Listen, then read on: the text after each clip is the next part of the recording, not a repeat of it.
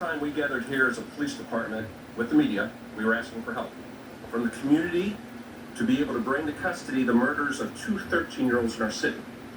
I met just a moment ago with the mother of one of those young men, Michelle Freeman, and we were talking about the journey she's been on.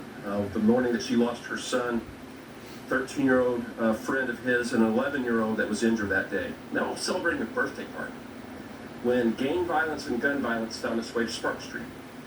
And Ms. Freeman knows that she has the condolence and the support of the Atlanta Police Department. It was there on July the 2nd. It continues today. We made a commitment when we stood before you last time on Spark Street that we were going to identify the murders in that case. And not only were we going to identify the murders in that case, we were going to bring them to justice. And we're here today to give you an update on everyone being brought to justice that committed those crimes. Those crimes were just not against the Freeman family or the Davis family. Those crimes were not just against the Oakland City community or here on Spark Street. These crimes were against all of Atlanta. Because when gun violence touches this neighborhood and can claim the lives of two 13-year-olds, it touches every Atlanta neighborhood. And since those early morning hours, this police department has not tired in identifying who committed those crimes and bringing them to justice. And I want to acknowledge a number of the units that have been working since that morning and that have not stopped.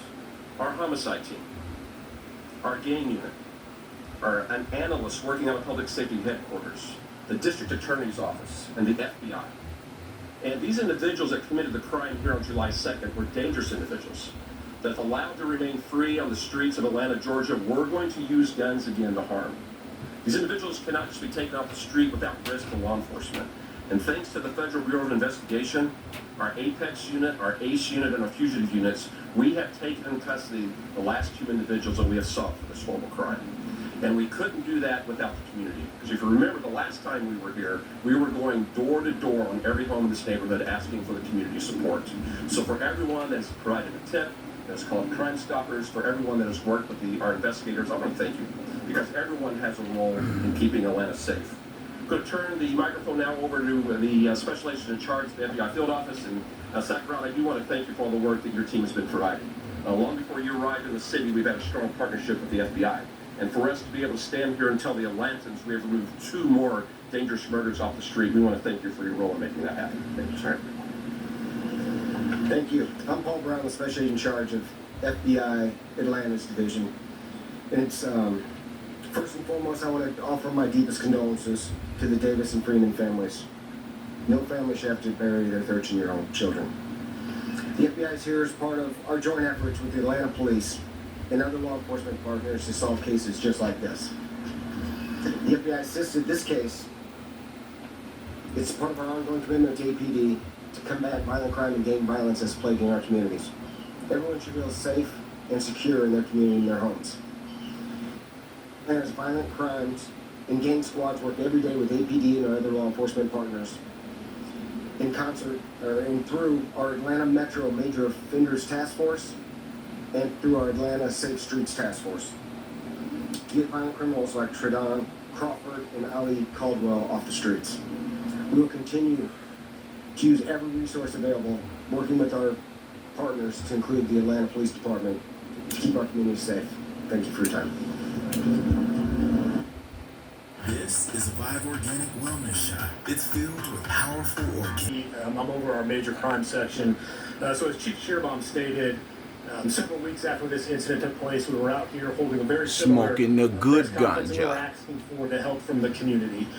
In just a moment, I'm going to show you some Shit pictures is tragic, of individuals that we were able to take into custody in conjunction with this tragic incident. I stood here and told you the story how on July 2nd, just after midnight of last year, we had two 13-year-olds and 11-year-old celebrating the birthday of Lamont Fremont. He had just turned 13, and he got to experience about 30 minutes of being a teenager before his life was taken. And when I turn it over to Major Woolfolk, he's going to discuss some of the investigative techniques and really the gang involvement and the gang ties that led to this incident taking place. One thing I want to make absolutely clear, and I said it then and I'll say it again, these kids were innocent victims. So when we talk about the gang involvement, these two 13-year-olds and this 11-year-old, they didn't have a gang involvement. We didn't have interactions with them as a police department.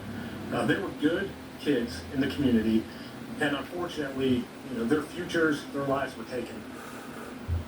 So I do want to thank all the community members that gave us tips and information on this case. And while I can't say necessarily that one individual tip broke this thing open, each tip is like a little puzzle piece. And we took every one of those, glued them together, and we're able to thankfully bring this case to resolution. And I will say that even though we have made 7 arrests, we never stop working cases. So if anyone has more information, we would ask that you do bring that forward, provide that to us, and we will certainly investigate every detail of those tips. So right now we're going to show some images of the individuals that we have made arrests on. So 5 of these individuals we already had in custody, we had arrested. Some of them were in jail on previous charges not related to this. So once we established probable cause, we were able to serve the jails in which they're housed with these arrest warrants. So the first one there is Mr. Sanders. Just flip in. Richard Hollis. Reginald Thomas. Marcus Crawford. Mr. Mobley. Traydon Crawford. And Traydon is one of the individuals that we took into custody yesterday. And then the final 7th individual is Mr. Ollie Caldwell. If you notice with these individuals, 2 of them share the same last name. It's because they are brothers. So it seems like there was some type of family history of gang activity, gang involvement. And unfortunately, on the night of July 2nd, that escalated to 2 13-year-old children losing their lives. So I'm going to turn it over to Major Ralph Woolfolk, and he will discuss a little bit of the gang conflict and some of the investigative techniques and procedures that we used to get us here today. So thank you. Thanks, Major. My name is Major Ralph Woolfolk, Violent Crime Interdiction Section.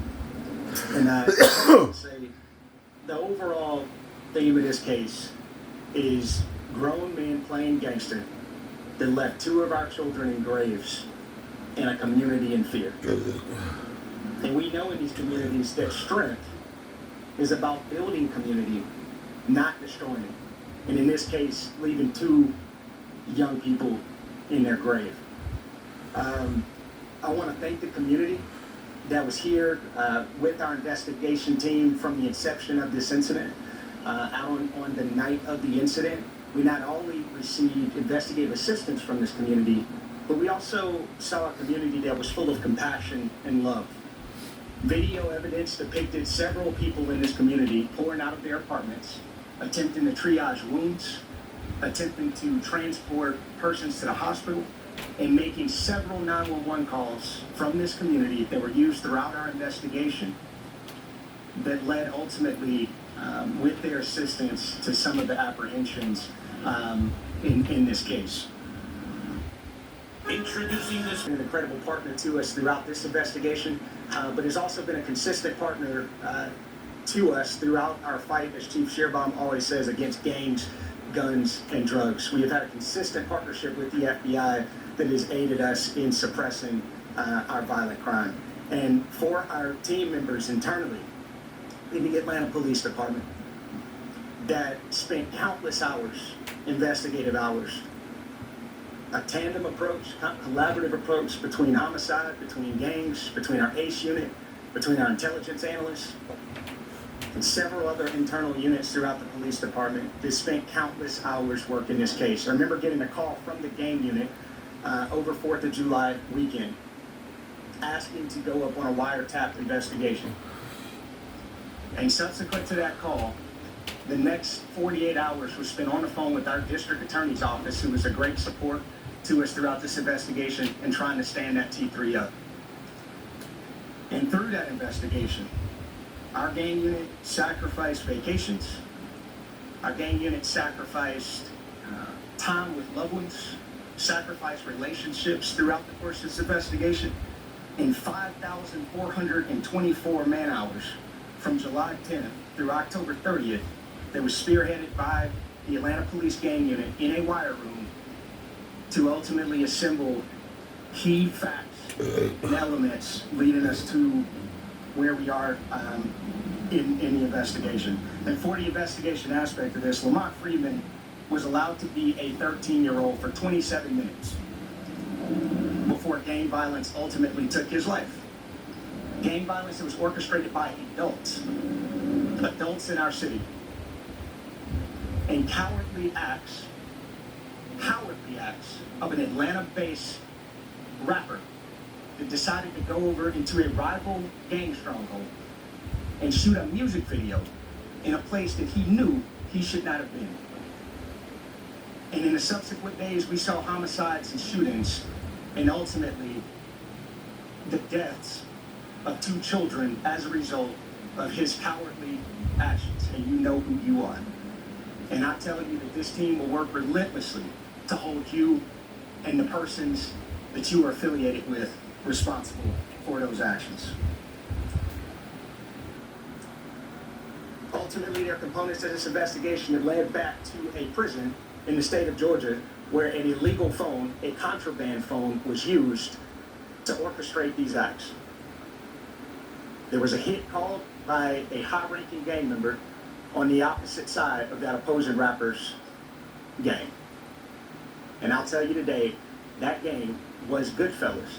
Goodfellas Criminal Street Gang being one of the most hyper-violent gangs in the city of Atlanta. And we will pursue you relentlessly in making sure that we keep this city safe and suppressing violence throughout our city. And lastly, I'll say, as Major Malecki indicated, there is still a $50,000 reward that is on the table for additional information in relationship to this case. And our detectives and our officers, through all of the internal units and external units that you see here today, will be knocking on doors and working with this community that has been so resilient to collect additional information to continue to move this investigation forward. Thank you.